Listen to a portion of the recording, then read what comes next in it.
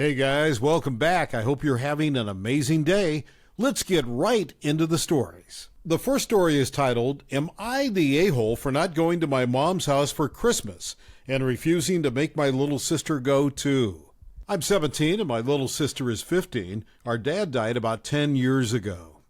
It was sudden and devastating. One day he kissed and hugged me and Sis and told us he loved us, and then we never heard from him again. At the time, I couldn't fully grasp why he chose to stay away, even though Mom tried to explain it to us. I missed him and thought I did something wrong to make Dad mad. I repeatedly called his phone, hoping he would answer, but it always went directly to his voicemail. At his funeral, I realized I would never see him again, and I broke down. I don't remember much from that day, except Uncle David held me the entire time. He held me throughout the funeral, during the drive home, and as I fell asleep that night. Uncle Alan also did the same with Sis. It wasn't easy growing up with just my mom and Sis, but not as tough as it could have been because the two uncles were always a phone call away. Whenever we needed help with school, one of the uncles was there to tutor us. One of them was always in the front row of every school performance and game. Whenever I wake up in the middle of the night and miss Dad, I'll call Uncle David and know he'll always pick up. My mom eventually remarried to Bob. I never liked Bob because he always had to be in control and placed us on a strict schedule. Dinner was at 7 every day, no matter what. If we came home late and dinner was over, we weren't allowed to eat that night. Whenever our uncles gave me and Sis money, we had to give it to Bob, and he divided the money equally. A couple of months ago, Sis and I were eating with Uncle David and his family. Our dinner conversation eventually led to where I want to go to college and how to pay for it. I cried when I heard that and laughed when he jokingly said he hopes I don't get into medical school because that's going to cost him a fortune. I went home and excitedly told Mom and Bob that the uncles were going to pay for our colleges. Instead of being happy, they both looked furious, and Bob started screaming about how unfair it was to our step-siblings and half-sister that we're getting a free ride through college. He wanted me to tell our uncles to divide the college funds equally among the kids, but I refused. The next day, he kept on screaming at us, so Sis and I packed our bags to go to Uncle David's house. He kept on screaming and even followed us out to my car. Sis and I have been living at Uncle David's and his family ever since. This feels more like home than it ever did at our house. Mom has been asking us to come home for Christmas for a month now, and I've been refusing. Today is the 24th, and she's been calling all morning, crying and saying how we need to spend Christmas with the family. Am I wrong for not spending Christmas with Mom? Comment said, not the a-hole. Bob's kids are not entitled to what your uncles have. They aren't blood relatives. I'm going to assume your uncles are the brothers of your father. You did the right thing. You and your sister were subjected to a guy who really doesn't give a crap about you and is more interested in giving what you have to his kids. Your mother let it happen. Stay at your uncle's. They've been there for you all your lives, and it's clear they love you guys so much. Your mother sounds like when she married Bob, she chose her new family over the one she already had, and the two kids that had lost their dad. I'm sorry for your loss. I hope things work out for you and your sister, and you succeed in life. I'm sure your dad is very proud of you, wherever he may be. Another comment said, not the a-hole. Denying you food simply because you missed the dinner bell is abusive. Getting upset over you getting a full ride to college is not great either. Sometimes we have to work a little harder to find people who truly love us. I'm glad your uncles are there for you. The next story is titled, Neighbors Trespassed Built a Giant Wall of Manure Next to My Property. We sued them for $15,000. Living in a cold climate country was always a dream of mine. The picturesque landscapes and the tranquility of the countryside had always appealed to me. When I finally moved into my new home, I couldn't be happier. The neighbors were friendly, and everything seemed perfect until my neighbor Tim decided to dump piles of manure along my yard for no reason. At first I tried to ignore it, thinking it was a one-time mistake. But when the pile stayed there for months and was later accompanied by piles of snow that Tim shoveled directly into our yard, I knew something was not right. I approached him several times, but he avoided me or remained silent about the issue. The odor from the manure was so strong that my family and I could not even use our garage or step foot in our backyard. The situation was unbearable, and it was affecting our daily lives.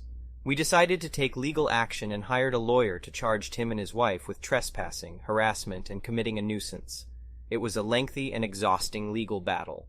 Tim and his wife refused to cooperate or take responsibility for their actions. They even went as far as to deny that the manure was theirs. The court had to appoint an expert witness who confirmed that the manure came from their farm. During the trial, we discovered that Tim had a history of disputes with his previous neighbors. It seemed that he had a reputation for being confrontational and aggressive. I was surprised to learn this, since Tim and his wife had always been friendly to me and my family. As the legal battle dragged on, tensions between us escalated. Tim started spreading rumors about us and even threatened us with violence. It was a difficult time for us, and we had to take additional measures to ensure our safety. We installed security cameras around our property, and we had to call the police on several occasions. The trial went on for months, and it took a toll on our mental and financial health. Our legal bills were piling up, and we were starting to feel the stress of the situation. However, we knew that we had to see this through to the end. We couldn't let Tim and his wife get away with their actions. Finally, after several court sessions, the judge ruled in our favor. Tim and his wife were found guilty of all charges, and they were ordered to pay us $17,000 in fines related to property damage, trespassing, and court costs. The judge also ordered them to keep their animals 300 meters away from our property and to keep manure on the other side of their yard, where there were no properties that it would affect. We thought that this would be the end of the neighbor feud, but we were wrong. Tim and his wife refused to comply with the court's orders. They continued to dump manure along our yard and even started throwing rocks and other debris into our property. It was a nightmare that seemed to have no end. We had to go back to court to enforce the judge's ruling. This time, we were able to present more evidence of their non-compliance. The judge was furious at their behavior and ordered them to pay an additional $20,000 in fines and to clean up our property within a week. Finally, after months of legal battles, the neighbor feud was over. Tim and his wife were forced to comply with the court's orders, and they never bothered us again. However, the incident left a lasting impact on us. We became more cautious and less trusting of our neighbors. We installed more security measures, and we kept to ourselves more. As for Tim and his wife, they eventually sold their property and moved away. We heard that they had moved to another state and started a new farm. It was a relief for us, since we didn't want to have any further dealings with them. However, the incident left a sour taste in our mouths, and we were left wondering why they had acted so aggressively towards us. A few months later, we received an unexpected visit from a lawyer representing Tim's estate. Apparently, Tim had passed away due to a severe illness, and his wife had inherited the farm. The lawyer had come to us with a proposal, asking if we would be interested in purchasing their property.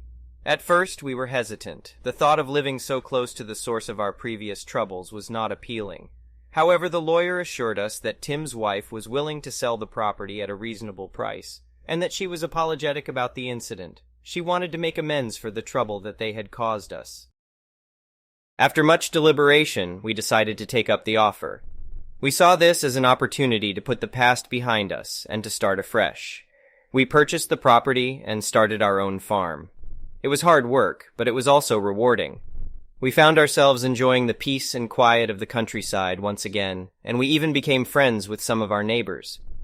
As for Tim's wife, we never had any further dealings with her. She had moved away and started a new life, and we wished her all the best. We realized that sometimes things happen for a reason, and that it's up to us to make the best of a bad situation.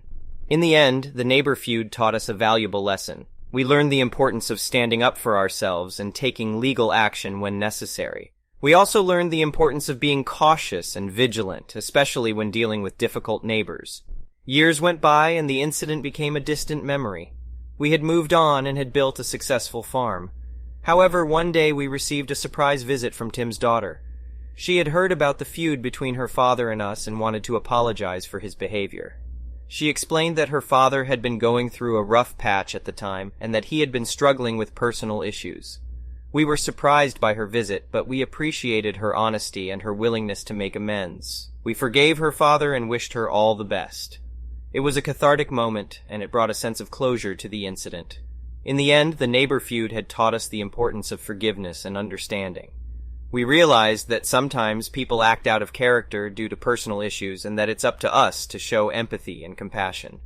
The incident had also taught us the importance of standing up for ourselves and taking legal action when necessary, and it had made us stronger as a family. The next story is titled, My Wife's Disabled Mother is Moving In With Us, and I'm afraid it's going to ruin our 10-year marriage. She's not your typical annoying mother-in-law, much worse. My wife and mother-in-law have a toxic relationship. Most of it is related to my mother-in-law allowing her ex-husband to savagely beat my wife as a child and refusing to leave the relationship, even lying for her husband when my wife was finally old enough to tell someone. It only stopped when he abandoned the family for a younger woman and eventually died. Despite this, my wife has saved her mother time and time again. Mother-in-law had a brain tumor when we first got married, and her husband at the time wanted to refuse treatment. We basically kidnapped her, took her to the best treatment center, paid thousands of dollars out of our pocket to ensure she got the best treatment, and let her live with us for 6 months. My wife quitting her job to be her caretaker, getting her to rehab before moving her back home when she was well enough to be self-sufficient. She was given a second chance by my wife. Her husband never visited in that 6 months. How did she repay my wife? A few months later, called her on her birthday and accused her of stealing $300. Keep in mind, she had lived with us for 6 months. We took care of everything, including thousands of dollars in medical bills. But her husband had become enraged over a check she had written to my wife when she offered to help with some bills one time. She actually threatened charges, so my wife despondently hung up. I immediately wrote a check. It wasn't about the money, and a letter about how much she had hurt my wife, and that they only spoke rarely for the next 5 years. One of those conversations was an intervention to ask her mother to please pay for a long-term care policy, as now that we had children, we couldn't repeat the financial commitment we had made earlier. It was about $300 per month, and we offered to pay half. Her mother is high maintenance and spends quite a bit on herself, but refused to pay anything, so we didn't do it. Fast forward to 6 months ago. Mother-in-law had a serious fall, and her terrible husband let her lie on the driveway for 3 hours because he didn't want to pay for an ambulance. He got his redneck kids to pick her up and take her to the ER, further injuring her. She was completely unable to walk for 4 months, and now is barely able, has trouble dressing herself and going to the bathroom. Of course, my wife saved her again, because her husband had her in a terrible facility, and she was calling my wife, begging to be saved. We took her to a rehab place near us. We lived 10 hours away from her home. Her insurance paid for 90 days, but the last 3 months we had been paying thousands out of pocket, while hoping she can qualify for PACE. She doesn't qualify because she's still married, and her husband has plenty of assets. He refuses to visit or help out with bills. Her only option is to divorce him and sue him to sell the assets to get herself some sort of cash or at least qualify for Medicaid. She's been kicked out of her current assisted living for refusing rehab and berating staff. She's racist. We simply can't afford to put her somewhere else, so until she's divorced, she's going to have to live with us. This is a depressing reality, and my wife has admitted she hates her mother and gets no joy from their relationship, but feels responsible for her care. We have a 2-story home with our master on the bottom, so we're having to make our kids share a room and sleep in a small guest room upstairs for the foreseeable future. This would be easier to swallow if mother-in-law was grateful or helpful in any way. She's bossy, entitled, horrible to our children, and just a weird, petty person. This isn't just my opinion. I've sat in my wife's therapy sessions and heard her say all these things about mother-in-law. My wife knows how terrible she is, how much I dislike her, but don't show it to mother-in-law. But I understand how my wife has to do this.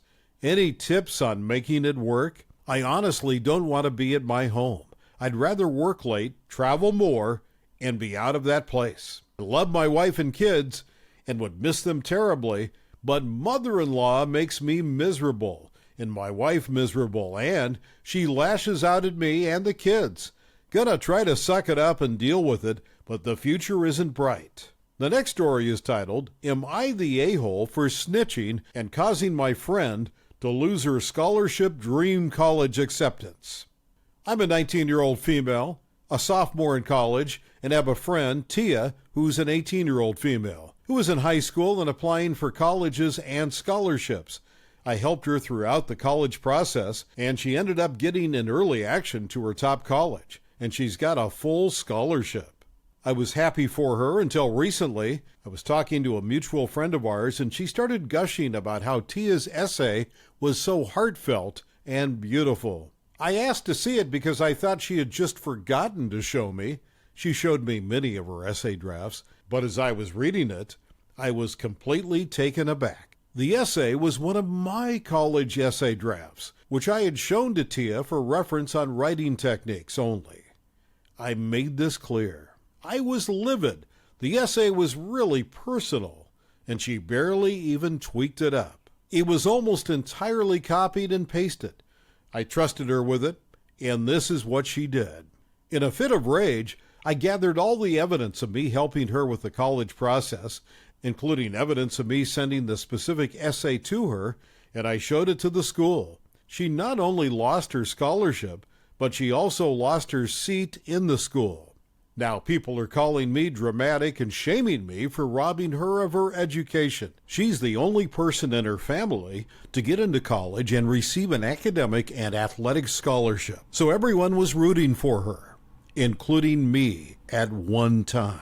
And while I didn't expect the outcome to be so severe, it was. Right now, I feel bad. I feel like she took advantage of me, but I didn't want to be the cause of something so horrible. I did myself a justice, but at the cost of someone's dreams. Now I'm wondering if what I did was justified or not. Am I the a-hole? Comment said I'm probably going to get downvoted, but you're not the a-hole. If she is plagiarizing just to get in, she is definitely not going to survive her first semester in college. Most colleges have a no-nonsense policy with stealing others' works. I have seen a lot of my peers who just forgotten to cite their source properly for their quotes and get in trouble with the school. So yeah, not the a-hole. Another comment said, yikes, this may not end up being popular, but not the a-hole. If Tia really copied your story, then that would be plagiarism and is a dishonest way of getting into college. It sucks she lost her acceptance and full ride, but she really didn't earn it in the first place if she cheated to get in. Another comment said, not the a-hole. She stole, she plagiarized, and she took the spot of someone actually deserving it. This is all on her. You did nothing wrong. Anyone who criticizes you should have to explain their reasoning to the person who didn't get in because of her deceit.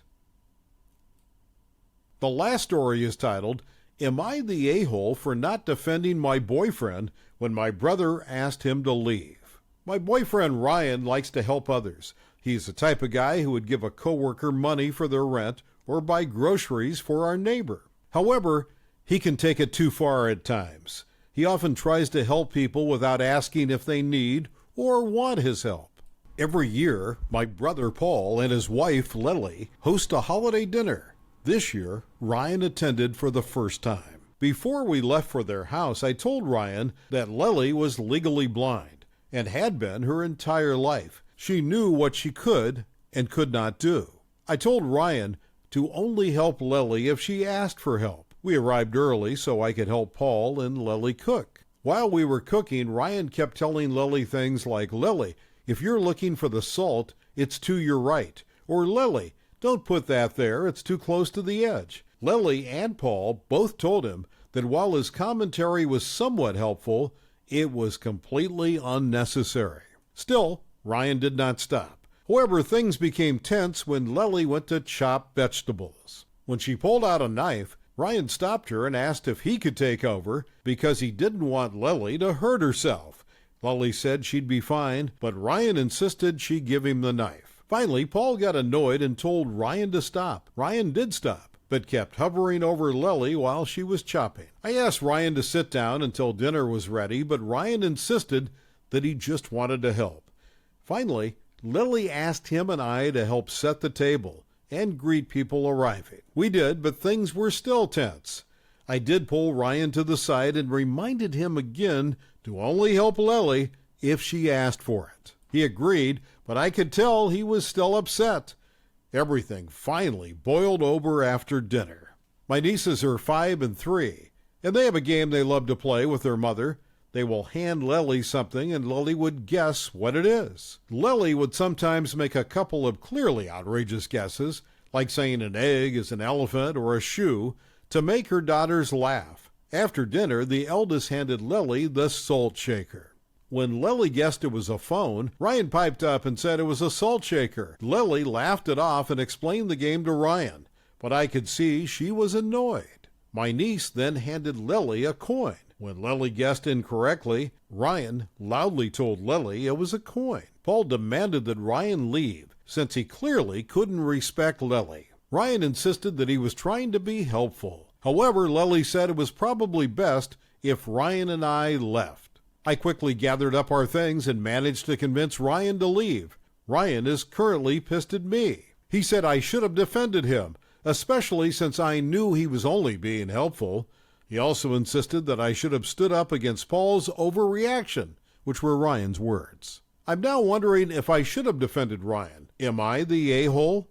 Comment said you're not the a-hole and your brother and wife are not the a-hole, but your boyfriend is an a-hole. He needs to learn to respect boundaries and listen and accept when people tell him what they can and can't do. It is not his job to help when people specifically say not to. Honestly, it's kind of a red flag when he reacts in anger to being told he can't stomp all over Lily's boundaries. Another comment said, you're the a-hole, but hear me out.